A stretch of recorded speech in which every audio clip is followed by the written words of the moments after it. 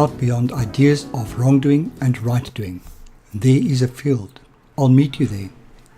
When the soul lies down in that grass, the world is too full to talk about. Ideas, language, even the phrase each other doesn't make sense. Hi everyone. My husband, Jaco, was instrumental in me starting Meet Me in the Field. And he is also not only my biggest fan, but also my biggest critic. If you have not heard our chats yet, please listen to the episodes called Introduction and The Husband. Because he is both fan and critic, and a devout scientist, I enjoyed talking to him to get his feedback on the podcast and to hear if Meet Me in the Field is making some form of spiritual impact on him. Today's episode is another one of those conversations. We get a bit personal at some stage about what went on in our lives a while ago, but I kept that conversation as part of the podcast, as I believe it tells you a bit more about not only who we are as people, but also how we connect and deal with different situations, coming from such different spiritual places. This podcast is supported by The First Layer, the 12-step workbook on working through the 12 steps in any addiction in 21 sessions. There's also a 24-day step coaching and counseling program available based on The First Layer. For some information in this regard, go to www.freddy.org.za and click through from the notices at the right of the homepage. Enjoy this chat. I know I did.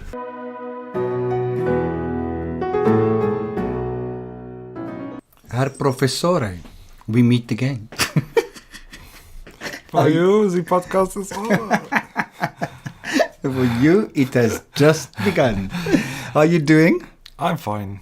Fucked up, insecure, neurotic, emotional. Why are you fine? What's wrong? I'm having a good time. I am teaching, but not too much. So you say you are actually, well, so since the last time we spoke, which was, it was posted on 30 November. Can you believe it? It's 3 months, nearly 3.5 months ago.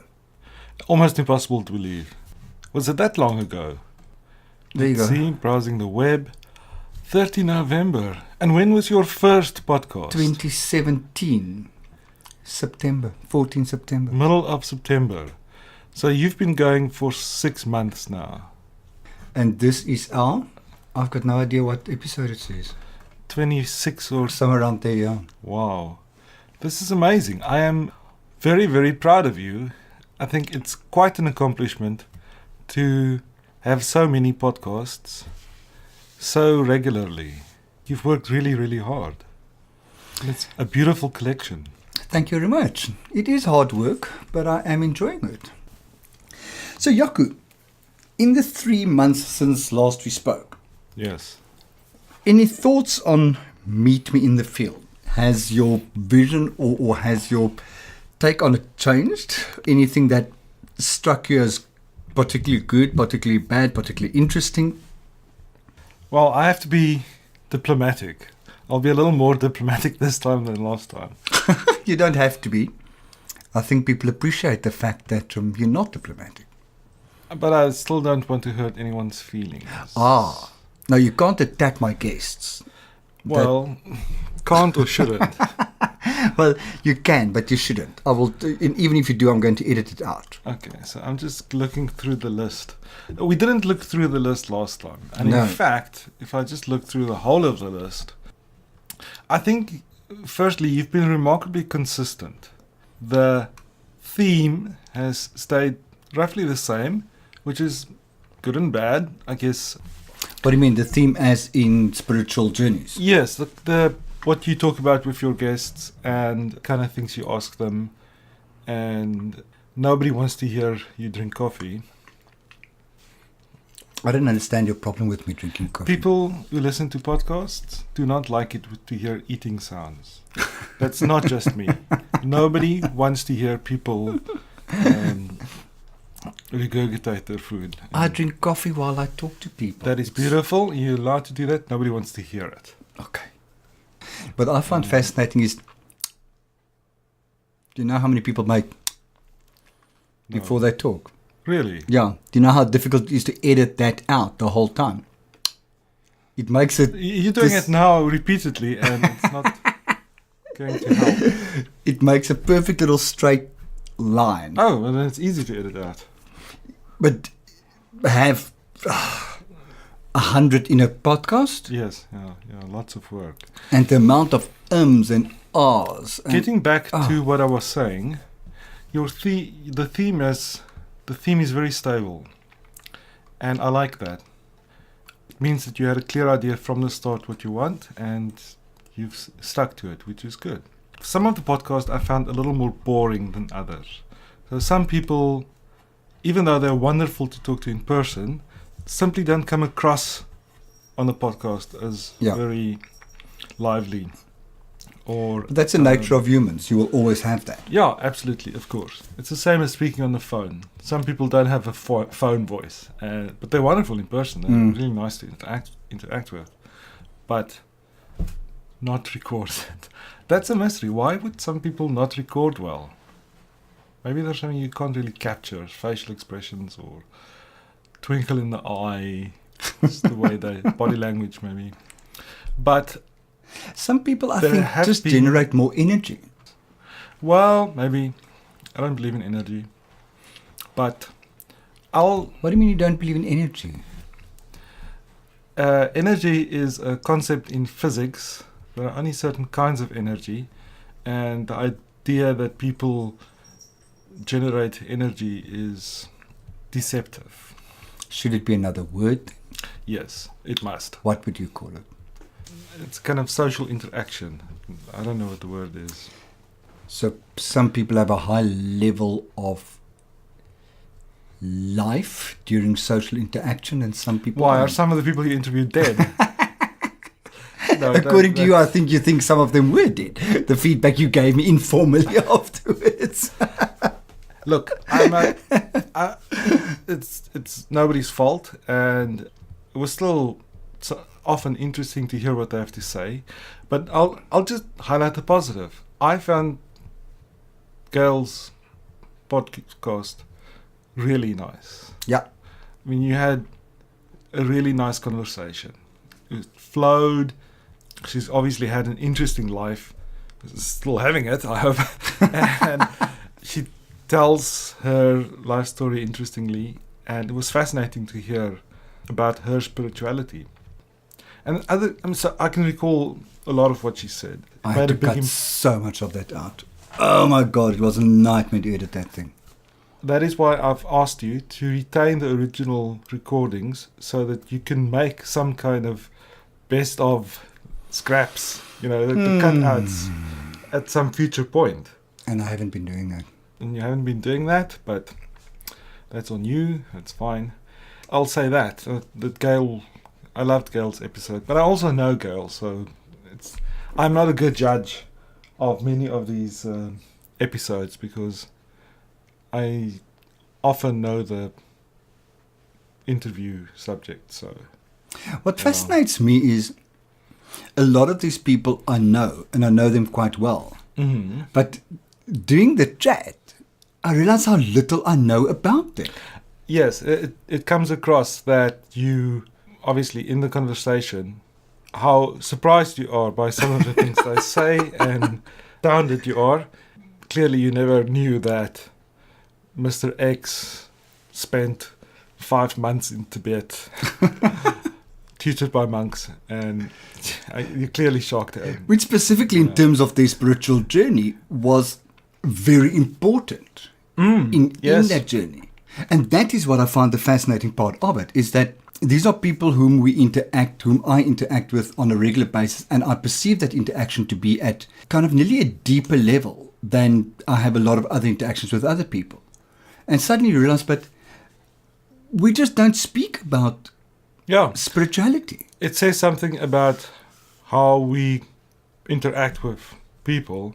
The fact that I interact with someone now, but that is informed by a very long journey that they've had and that I have had. So in some sense, we're meeting on a road, or two roads that cross at some point, the intersection in our lives, and you don't always know where someone is coming from. Tells us something about judging people and how well we truly understand people.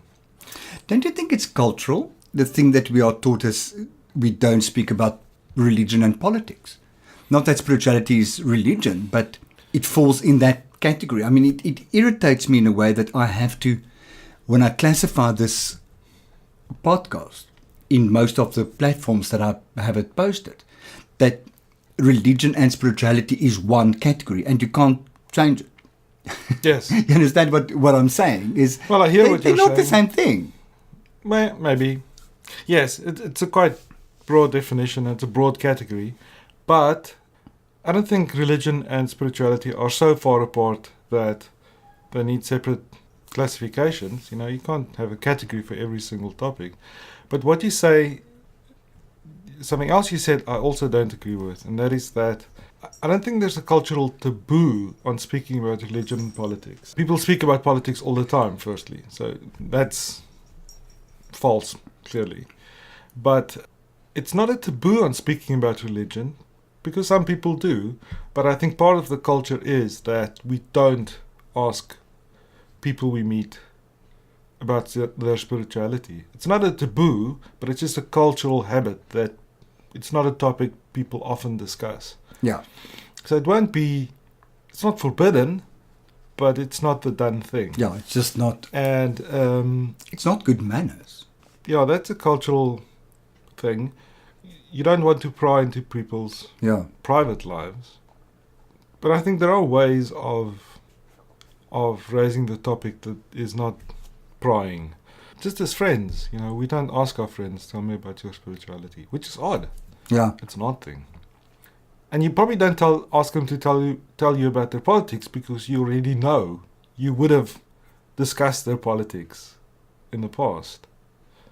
Or Not really. well, some of our friends, I'll name names, James, we probably know a lot about his politics. Definitely, he was the altruist. He's a very in the political podcast. person. I mean, you and I hardly ever speak about politics. What's to speak about? I have no idea what you voted in the last election. And you don't have to say it. But you understand what I say. It just... Oh, the last election I've I never- voted in was so long ago. I think I voted for Adam Lambert. And eventually he won X Factor. I'm kidding. No, he didn't. I don't You know. backed a loser. You're a loser. Do I you understand what I'm saying? I don't think that asking people how they vote is a good reflection of their politics. I would find it particularly boring, and I can't even recall how I voted myself. But asking people what they think about certain things. But our South African politics is a horrible mess.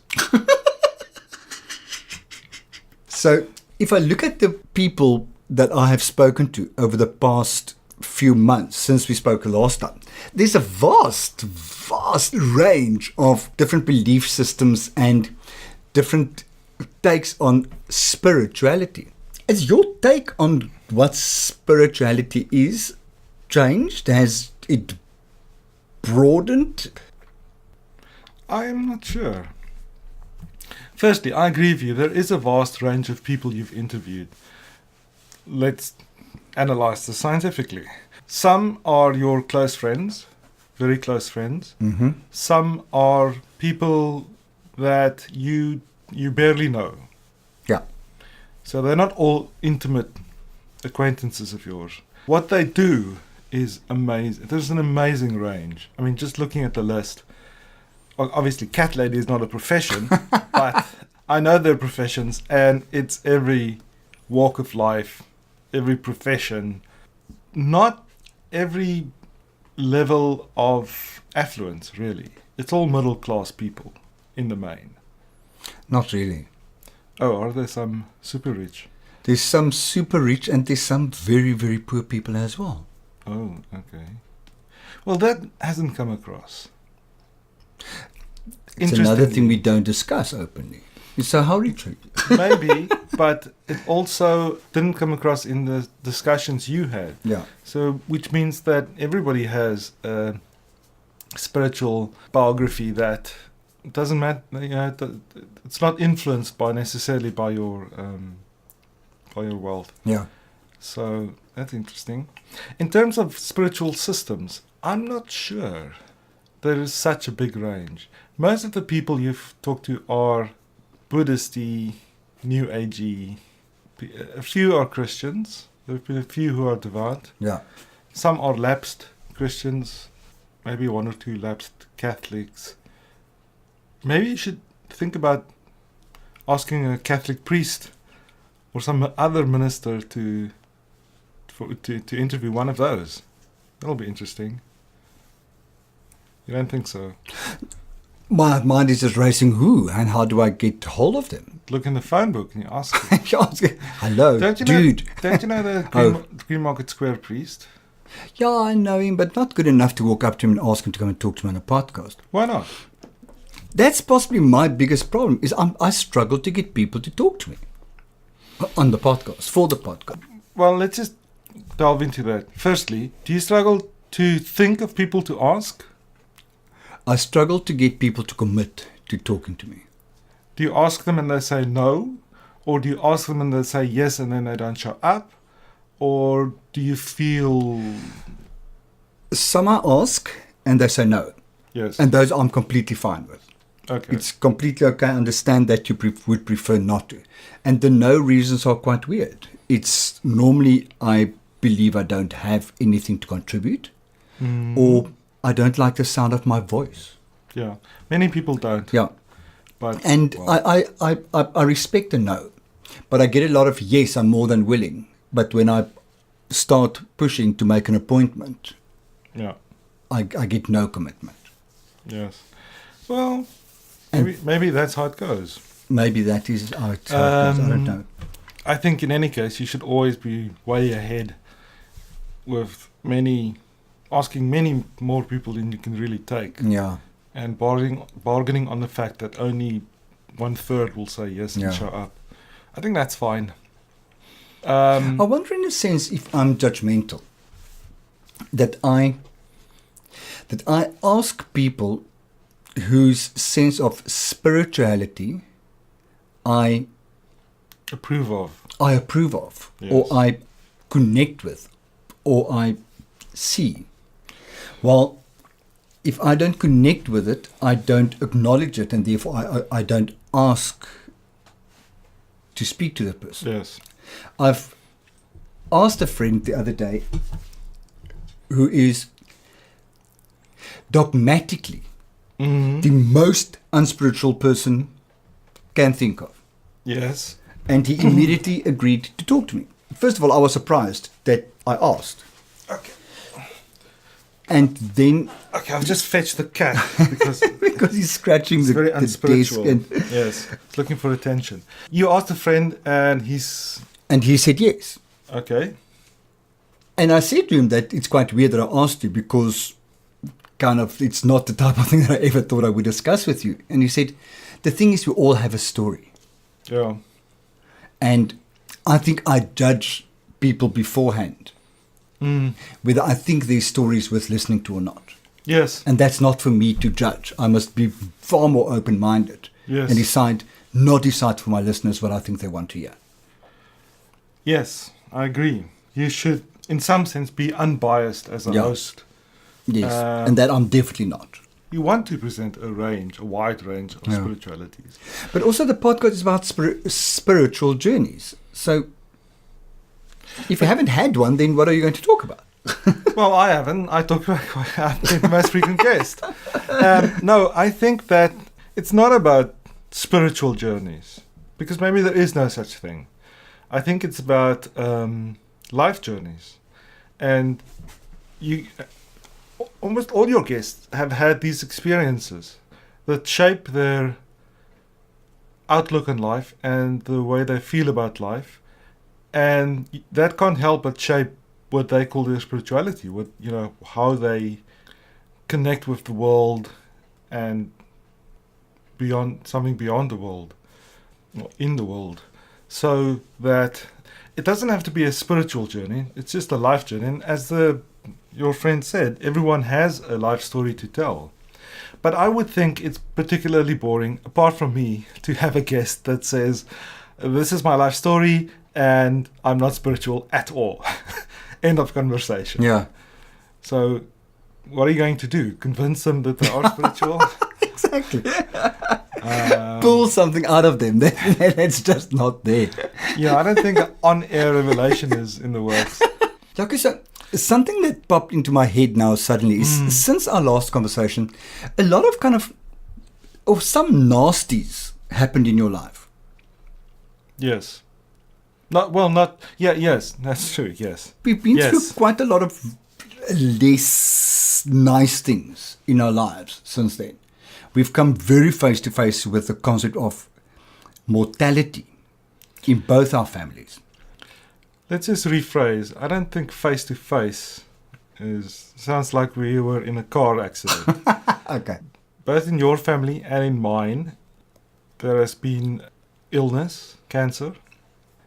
It's still unresolved in both cases, in the sense that treatment is ongoing and we're not sure of the outcome, but we're trying to be positive. And you're right, that was stressful. It was a nasty, as you call it. And in my case, there were also things around it. People not willing to accept it. People's fears and insecurities coming out that has complicated the whole situation. Also, to be entirely frank about this, my parents are disinclined to accept any help. And they need it. But we think, or my take is that they seriously they need need it. it to get through all their issues, and it's a bit of it's a bone of contention. And then also in your family there has been mental problems. Does any of your family suffer from mental illness? Oh no, they seem to enjoy it thoroughly. Well, maybe the mental ones enjoy it thoroughly, but the standard bias, I was very surprised about how it drained me. And that's what I want to talk about, is I found it very difficult to be of support to you, because it's as if I didn't have a what's the word I'm looking for?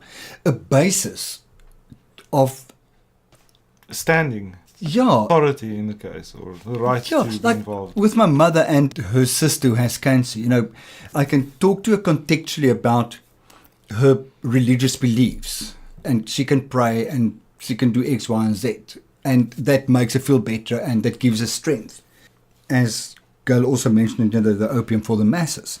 But at least she goes to bed at night and she can kind of... Yeah, that's her source of consolation, and that's her reserve. Yeah, but for you it was different because I'm not codependent. It's not as if I can quote you Newton and you'll feel better. not that I can quote Newton. What would you quote exactly? Well, Newton did have a few very nice sayings. Probably the most famous is that if I have seen further than others, it's because I've stood on the shoulders of giants. Which is a very nice and modest thing to say, except when you learn that his big rival was Hook, and Hook was a relatively short man. Okay. And he was really saying that I'm above Hook. And Well, I have discovered the most scientific saying I've ever found. Before you tell me that, let me tell you the punchline. Yes. There's a computer scientist, but I forget his name now. Oh, no. And he... Your sarcasm has been noted. He said you never forget anything. He said that if I've not seen as far as others, it's because giants were standing on my shoulders. Oh, wow. Well, it's not bitchy, but it's a funny inversion of Newton saying. Sorry, you were going to say that... I was just going to say that the most scientific saying I've heard this past few years of my life, which lies like in the past 51, is the argument that the world is definitely not flat. Yes. Which is... Because had it been flat, the cats would have pushed everything off the side already. So yes. I love that. I completely buy into it. I think it is more cat appeal than science appeal, but... I think that is the closest to science I can get. So, good.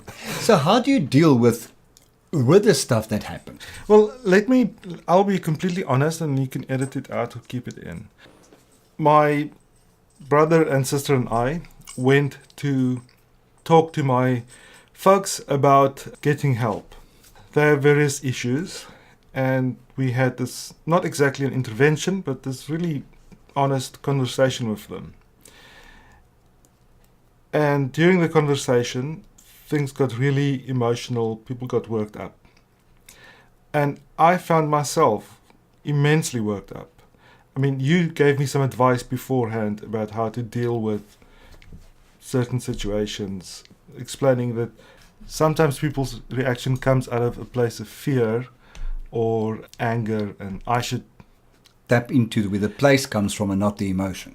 I can handle that in various ways.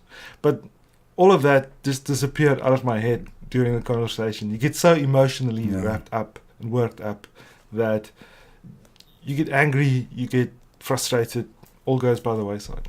Sad? No. Were you not sad at all? No. Okay. Because apart from that one experience, I have been I amaze myself, amazingly distant and removed from all these issues. Apart from one aspect, which you don't know about, which I'll tell you in a sec. But I have not experienced much stress about the problems that my folks are having at all. My father's having treatment for cancer, and there's a lot of things going on. There have been complications. It's difficult to make arrangements because they live far away. They kind of need support, but they don't want it. And I have not been stressed by that at all. And I think it's partly because my siblings are there with me. We're all handling it as best we can. And at the end of the day, my folks are adults who are responsible for their own health, and they must make their own decisions. I'll help them. I'll suggest things, and I'll support them as much as I can. But I'm not going to be upset about it. And I'm not. And I'm not stressed about it at all, amazingly. But the one thing that I have experienced, one other emotion in this whole thing, is that when my dad was in the hospital here, and I went to visit him quite frequently, we just chatted. And I got a lot of joy out of that. Okay. And especially when he asked me to rub his feet and his legs with some kind of salve that made them more comfortable. I really enjoyed that. I enjoyed massaging his feet and watching him squirm and enjoy it also. And it was I wouldn't say bonding experience, but I enjoyed it a lot. And so that was a very positive thing I got out of this whole experience. Where does my reserve come from? I don't know. I like to say I'm not codependent, but everyone is to some extent. And in many ways, I am just like other people, somewhat codependent. But, I mean, you can verify that I'm not really that bad. Yeah, I find it interesting that I think my sister-in-law and I are far more codependent than all three of you. Because because we really got frustrated, we got angry, we dove in and we tried to do things. And there was a lot of frustration from our side because we've refused to accept our powerlessness. Well, you seem to just accept that you're powerless over this, and that's okay. Well, I don't. Well, yeah, you don't have to make it sound so derivative. No, not at all. We're not a very emotional family. But what I'm trying to say is you are powerless. Yes, we are. Yeah, of course. And you accept that. Well, I am as powerless as you are, but I don't accept it. And that makes me frustrated. Yeah. And that's the problem with your sister-in-law as well. I think she feels the same. Well, you seem to just accept it. Well, I don't want to have regrets. So I try to do the right thing. I try my best in this situation. And it's difficult to always know what the right thing is. But apart from that, it doesn't help to get upset. It's not my fight. I'm not going to fight someone else's fight for them. If my dad doesn't want treatment, but he does. But if he didn't, that's his banana. Yeah. In some sense, not my baby. He must take... If he doesn't take ownership of it, it's never going to work. So he must take ownership of his own treatment. And that's another non-codependent statement. Thank you. And the same goes for my mother, that she must take ownership of her issues, and they're not mine to take on. So I don't. It's not that I refuse to, I simply don't. Whereas you and Alet, you are more involved. It seems somehow that you're more family oriented than we are, in the sense that, we did live together, but we lived together as adults, all 5 of us in my family, and we all lived our own lives. So we didn't live vicariously through each other. Yeah. Or, we were independent. We didn't live each other's lives. Yeah, for me, it's that thing of acceptance. And that I find, since I've been working the program in codependence, I see how I make my life unmanageable by not accepting the fact that I'm powerless over other people. And that's what step 1 says in Coda, is we accept that we are powerless over others. Yeah. And I get so angry and so frustrated because I can't control other people. I can't manipulate the outcome that I want. Yes. Because people will always do as they believe is right. Yes. And that's not necessarily what I believe is right. Yes. And that's wrong. Yes. Correct. It's not supposed to be like that. And not in the world according to Freddie. Yeah. So the one thing that comes up for me is that you say that listening to all these people's spiritual journeys, Yes. was there anything you found intriguing about listening to these journeys? Intriguing. Let's see. Was there anything that you felt I would like to investigate that myself? Or I'd like to learn more about that? No. Not at all. No. Except for meditation. See, I don't have a clear definition of spirituality. Yeah. That's my issue, and I don't think I want one. I don't care for it. But meditation is a little bit on the edges of my conception of the world, because many people would say it's a spiritual practice, and it's part of their spirituality, and it is an active part of many religious systems. Yeah.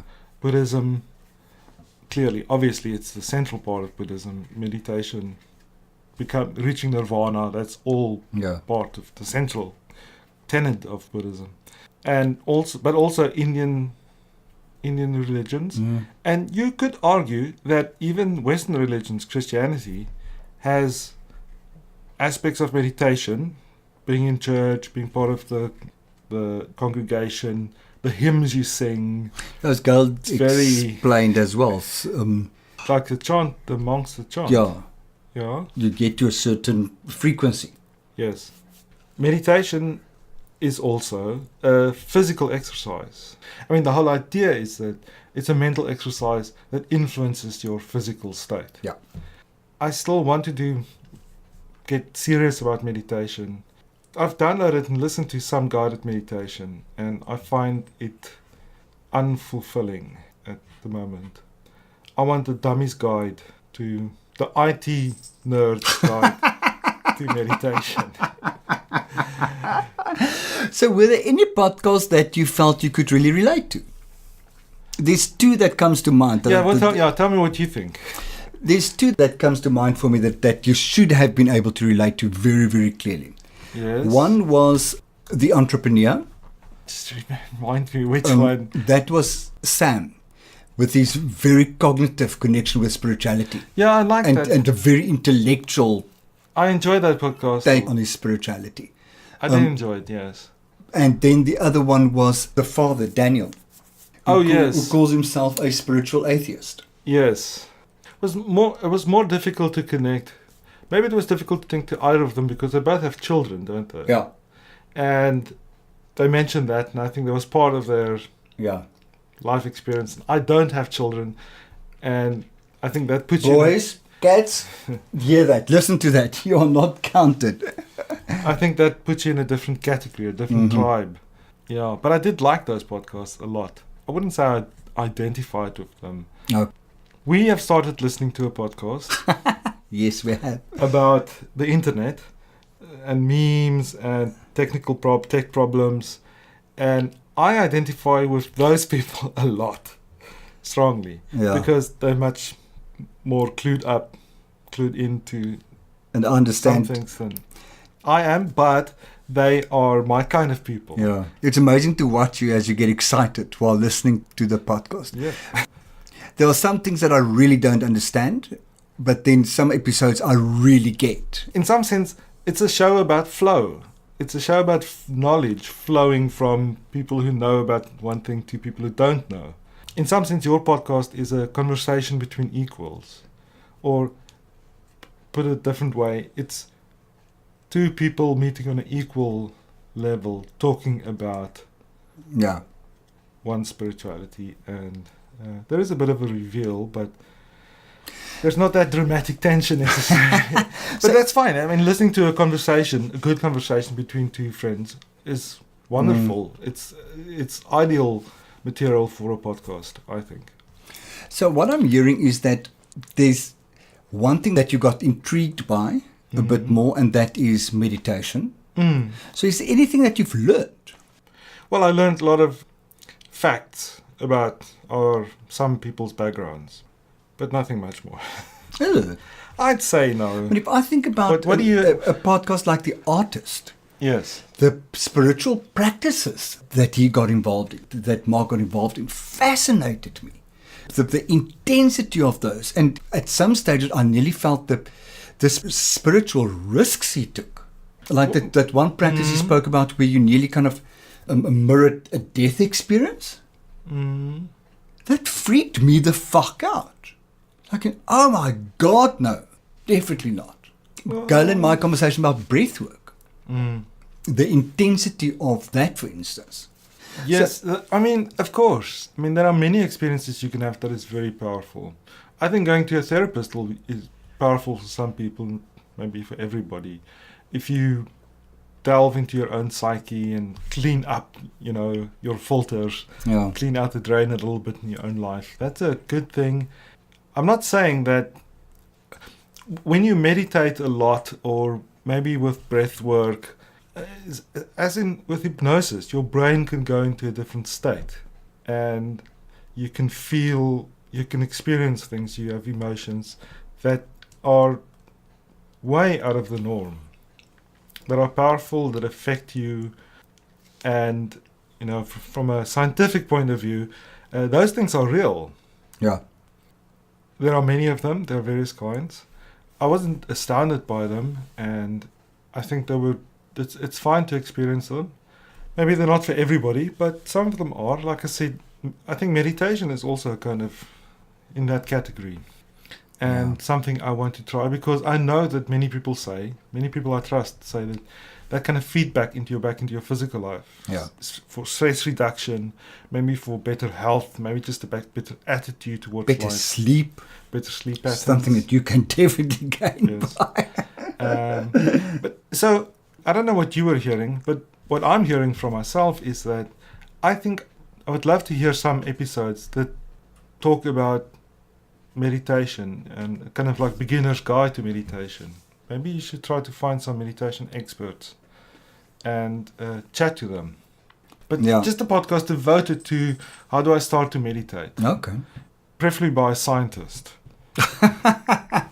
A meditation scientist? Not a meditation scientist, a real scientist. God, so if we There have was a any guy- scientist out here who meditate, please contact me. I want to talk to you. There was an article, you should put a link on, an article on the BBC about one of their presenters, maybe it was ITV, one of their presenters who said for years he avoided meditation because it had all these connections to spiritual... Yeah. I know a lot of Christians practices. find meditation intimidating. They say it's against their religion. But then this guy, he wrote an article saying, then he tried it out on his own in a non-spiritual way. He started meditating, and he only did a few minutes every morning. And he found amazing benefits coming out of that practice. So that kind of approach and attitude, I mean, that doesn't negate the spiritual aspect of it. It's just that I think it's more accessible to everybody to say, look, here is a form of exercise, which is what it really is, relaxing your body, breathing in a certain way, maybe even listening to relaxing music or some narrative. And if you commit to this and you do it regularly, that'll feed back into your physical, but also your emotional health. And hearing people talk about that, maybe describing their own experiences, but going in depth in that would be fascinating, I think. Okay. That's one thing I'd love to hear. I think you should have a few religious ministers on. Be interesting to hear their take on spirituality. If it's not too ceremony, if you can get a hip priest, it would be nice to hear what they have. A hippie priest. Not a hippie priest, a hip, yeah. Somebody who... So if you've got any hip priests listening, please contact me. But let me ask you a few questions. Oh my As I God. did last time. How do you feel about the podcast? Is it a slog? Because I know it's hard work. Do you find it fulfilling? Do you get a kick out of the episodes? Do you get a kick out of posting them? Do you get a lot of feedback? I don't like the setting up of the appointments and the talking to people to convince them to talk to me. But I really enjoy the chatting. I really enjoy the editing because as in a normal conversation, while you talk, a lot of information falls by the wayside. But in the editing, I'm intricately involved in it. And I don't edit a lot though. The only editing that I do is to make it shorter, or to take out some really incriminating stuff, or to take out some very irritating stuff. It's like the ums and the ahs and and those type of things. Invariably after a conversation, I feel very excited. I feel rejuvenated. I Invigorated. feel invigorated. Energized. Yes, Yes. absolutely. Yes. So that I really love. Has it changed your spirituality? Or not really? Yes, it has changed my spirituality. It's made me far more aware, and I think in a way far more tolerant of other views Yes. than my own. Because I think one of my biggest defects as a person is judgmentalism.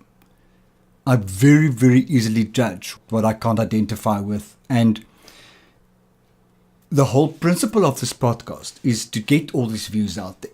So if I'm willing to present the view, then I need to be completely open-minded. So I find the open-mindedness that I have to practice in bringing this out. I find that fascinating, and that has definitely worked. I'm far more open-minded, I'm far more tolerant of other people's views, of other people's takes, of what work for other people. And it might not work for me, I'm not even willing to look at it, but I'm definitely willing to listen to you and absorb it. Yeah. So in that regard, yes, it's changed my spirituality. So as of today, you have become a little bit more open-minded as regards to meditation, but we're not going to drag you into a circle spiritual rite yet. What's a circle? Spiritual rite. I Rites don't of know. spring. I was going to say a church, and I thought I don't want to freak you the fuck out. So all I could think of people standing in a circle and doing some form of rite. Sounds ominously sexual. No, soggy biscuit is not a spiritual rite. I don't think a church is for me. I'll tell you something else at the tail end of this conversation. When I was in church as a young boy, I felt like a fraud. I couldn't feel this religion that As people well. around me felt.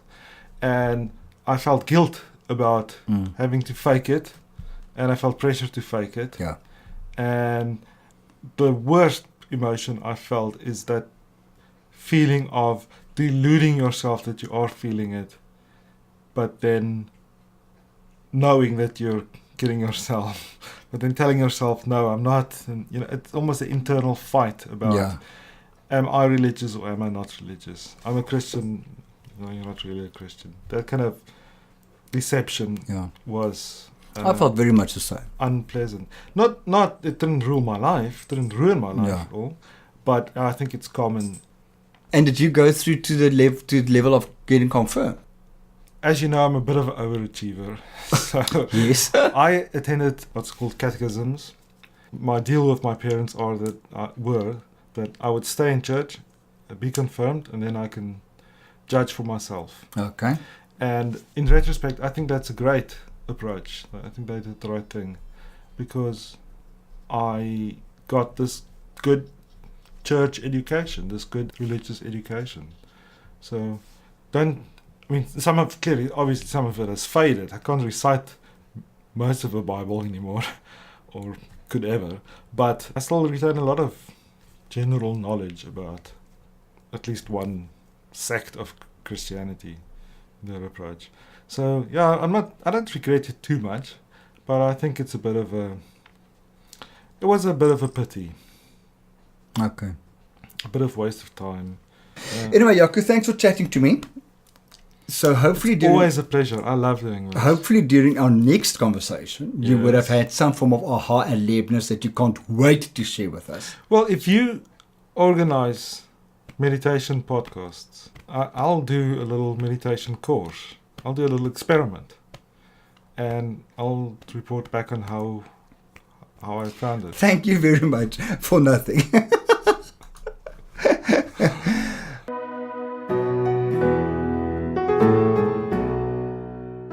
I always jokingly tell Jaco's family that they did not warn me loudly and seriously enough before I'd married Jaco.